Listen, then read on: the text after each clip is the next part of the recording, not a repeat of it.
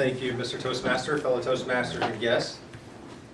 In full disclosure, I changed the title of my speech today. It's not empathy, but my next speech, I'll make sure I do it on efficiently choosing the right topic in Toastmasters for a speech. I was going to somehow, since this was based on presidency, tie the Cambodian genocide to our current political divisiveness between our two parties, but my wife warned me it was a little bit of a stretch, so I heed her guidance. And today I'd like to share with you a story about the power of the human spirit overcoming the greatest adversity. The power of the human mind, body, and soul, persevering and ultimately triumphing when the whole world seems to turn on its head. This is a story, this is my wife's story about growing up in Cambodia. Visited here 2 years ago, and everyone knows it's a beautiful country, known for its beautiful Angkor temples. This is Angkor Thom, the newest one to be built in the 12th century, and was abandoned in the 1600s when they left Siem Reap to establish Phnom Penh as their capital.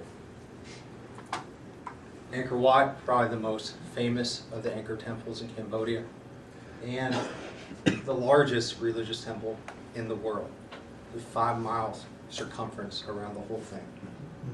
But Cambodia has a dark side, which only now I think they're starting to overcome. Speaking of leadership, Pol Pot was the leadership of the Khmer Rouge in the 1970s, came to power in 1975 until 1979. During that time, 4 million Cambodians died. Of the 4 million, that was a quarter of the population, by the way. Of the 4 million, 50% of those was due to execution by the Khmer Rouge. There was a communist government, and he believed the fastest, quickest way to a classless society was by, one, depopulizing all the cities and forcing people to move out to the countryside in agricultural communes. Essentially, nobody had anything, everyone was equal. The second means to accomplish that was by killing all the upper class, well-to-do in society. If you were a lawyer, a teacher, a doctor, an artist, an actor, not only you were killed, your family was killed.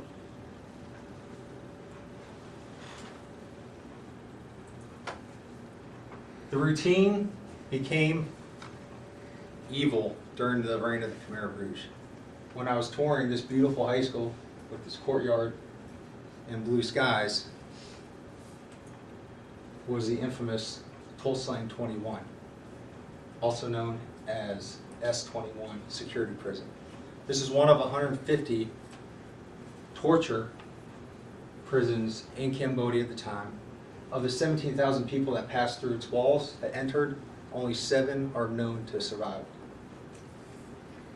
They turned this high school, you can see, blowing holes through the walls, putting up the cells where prisoners were kept, tortured on the cots. That's actually an ammo crate, which was their toilet. Shackles that were strung across the floor, where they were kept days on end, and gallows. This is my wife's story. They lived in Phnom Penh, and her father was a professor. In 1975, my wife was born in 71. She was 4 years old.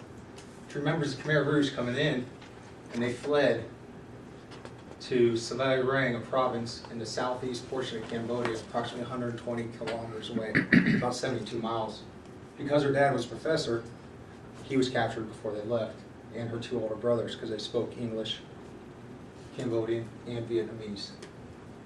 That was the last she'd ever see her father, and it wasn't until 3 or 4 months from the time they fled Phnom Penh that she was reunited with her 2 older brothers. They were forced in re-education camps, and they still think it was this location, although they can't be sure. When we went back to Cambodia, where they wanted to go back to their village that they stayed at during the Khmer Rouge. This is them walking to the rice paddies. You can only drive so far. We had to walk the last 2 miles. I hate pictures of me, but this is me and my wife outside their little village.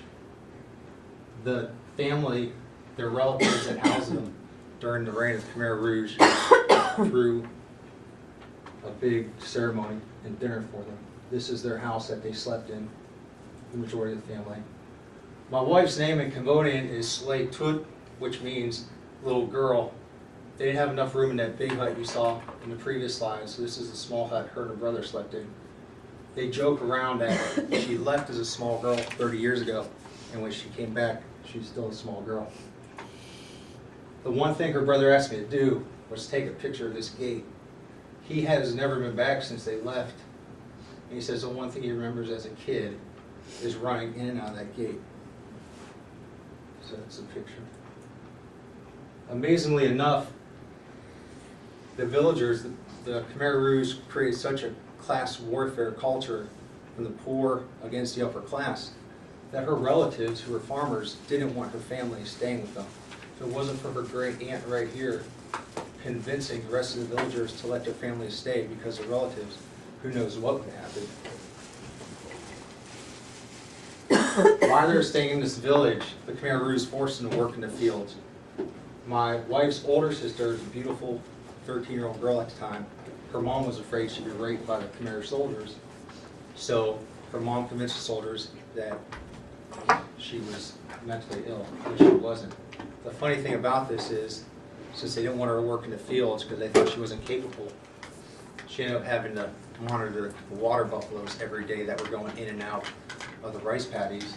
And because she was from the city, she said all the water buffaloes looked alike.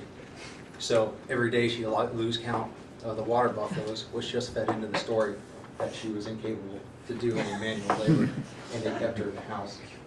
Once the Vietnamese came in to overthrow Cambodia, my wife and her family took this opportunity to flee their village and ended up in a Vietnamese refugee camp.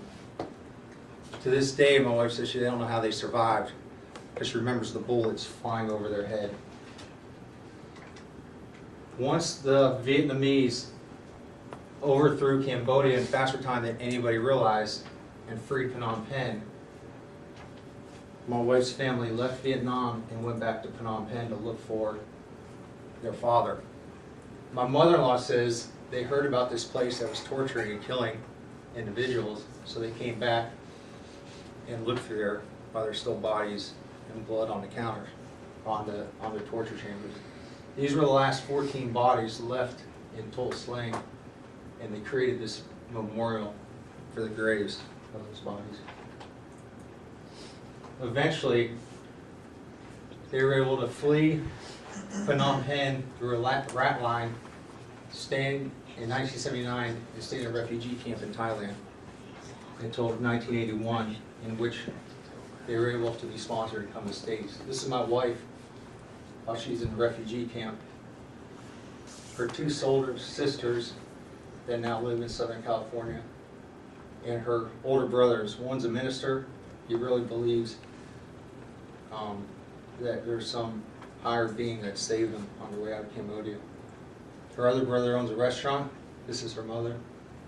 Her other brother's an engineer. When I think about what they went through and the power of the human body to endure what they did, it makes me realize on a day-to-day basis where you're struggling to get through and you think you're having a bad time, the ability of the human spirit to overcome adversity and take one day at a time. Thank you.